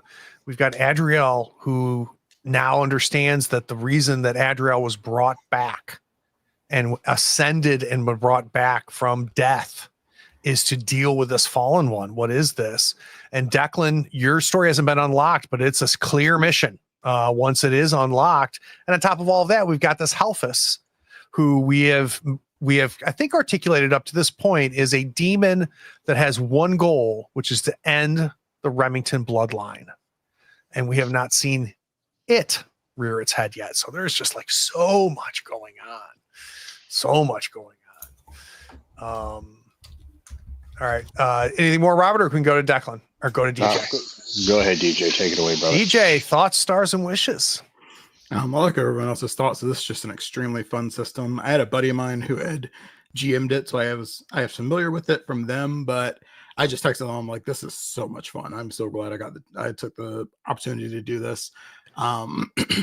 Stars, I think that seeing Elias's interactions with everyone has been really cool. And I think that, like, yeah, the hard choice was not leaving or staying for Elias's sake, but part of it was like, if I go now, this is not going to turn out well for anyone, including that thing. Yeah. And I like, because I don't know what's going to happen. So I can, yeah, like, I don't want to leave Elias unsafe, but also like, this could endanger, like, for what I'm seeing, this could endanger the fucking world if I don't do something. If I like leave him here on his own, there's no telling like what's going to happen next. We don't know what's inside of Elias, but we like that it's inside of him and not somewhere else. We don't know what's going on in there, but we know it could stay all the way in there and not out here. Exactly. It was out here. This plant was eating adversity, and then it was dead, and there was no in between. Speaking of for wishes, and I think we're gonna see this probably pretty close to the top of the next episode, is like more of this relationship with the sect break open, because at this point, like, Declan, I think, has been pretty emotionally grounded next to most members of the group, but now like the Forerunners totaled. And he's like in this thing upside down, and he's thinking, "Oh, they're gonna have to bury this motherfucker in a matchbox when I'm done with him." I'm glad you picked up on that, because that was my hard move. Is there is no more Forerunner. Yeah, I was like, it's so like Declan is hopping out of the car. He's taking that, like, he's reaching out with Emberfold, and he's figuring out how to put this thing in the dirt. Yeah, and I don't know that that'll be like the beginning of that story, but it's definitely a step in that direction. And so I'm interested to see how that's going to go. All right. So I already mentioned a week from today, this is going to be, go ahead, please, Derek. End of session. Oh, we got to talk about experience. All right. So we've got 4 questions to answer. Did we conclude the mystery? We did not. Did we save someone from certain death or worse? Yes. Who? Patty. Oh, 100%. Good call. Yes. Our UFO feed. No question. Did we learn something new and important about the world? I don't think so. I think we're going to hit the second one, though, which is, did we learn something new and important about one of the hunters? I think we definitely did. Yeah, we definitely did. So, who has 2 wings and opposable thumbs? You know what I think is bigger? What I think is bigger is the conversation between Elias and what's inside of him. I think that we just learned that there's something that's happened in the past where we saw that Elias gave in and fed him. That's true. That's overall knowledge. Yeah. But everybody mark an experience for that. All right. And then if we want to open up the team playbook, did we talk? I'm sorry. We hit 2. 2 gives you 1 experience, I believe. Okay. Yes. And then from the team playbook, did we talk about or pointedly not talk about something that was troubling a team member? I don't think so. Don't think we had a chance to talk. Yeah, no There was a talking lot yet. of violence this time. Yeah, so let's do a quick check-in here. Looking at the Remingtons, we're at 3 experience on the Remingtons, 3 of 5 before the Remington playbook advances, so that's pretty exciting. Where's everybody else on experience? Where's Adriel? Adriel has leveled and took weird +1, and then I have 1 experience now because of the 2 questions. Very nice. So can you give me a quick sense of why what Adriel's gone through has made him a little weirder? 100% with the new ability that unlocked with his wings and his continuing growing for spell, not use magic. And I think that was also kind of empowered when that one failed that prevented me from using magic too. So it's just all kind of everything that he did, this episode just kind of went towards that. Just made you more celestial connected. I totally believe Yeah. that. Where's Declan right now, DJ? Declan also leveled up and then had the Ooh. 1. And Declan took +1 cool. Nice. And I took that because of the events of this episode. What in specific Declan saw in his fortune when he did the fortune telling ritual was that he was in the middle of this field, in this cornfield. He had lost everybody. And then he remembered a teaching from the sect that is when the waters are the most troubled, is when you need to still your mind, focus, and reignite. And that's when he is able to identify where everyone else is by smell, because he's able to calm his mind enough to do so. That's badass. And a cool mind is going to prevail here, right? Losing your shit ain't gonna get things done. I love that. Yeah. Where's Van? I'm at 3 of 5, so Beautiful. And Elias?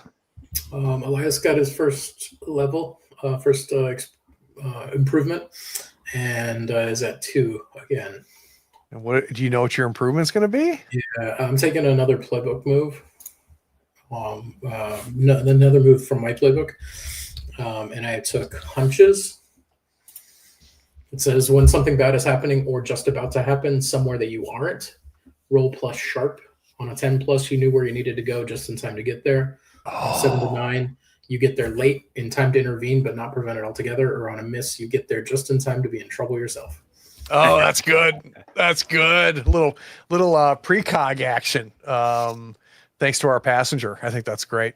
Yeah. I think he's just growing into his power.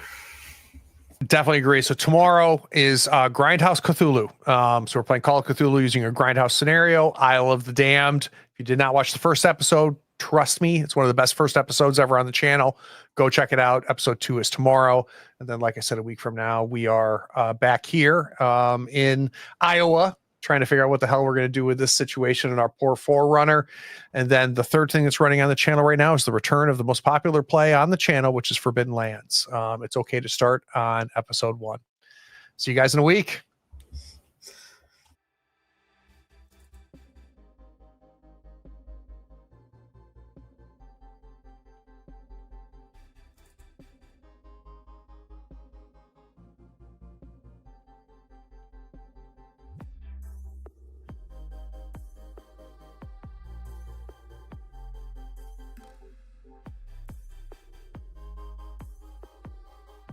Howdy friends, thank you for watching.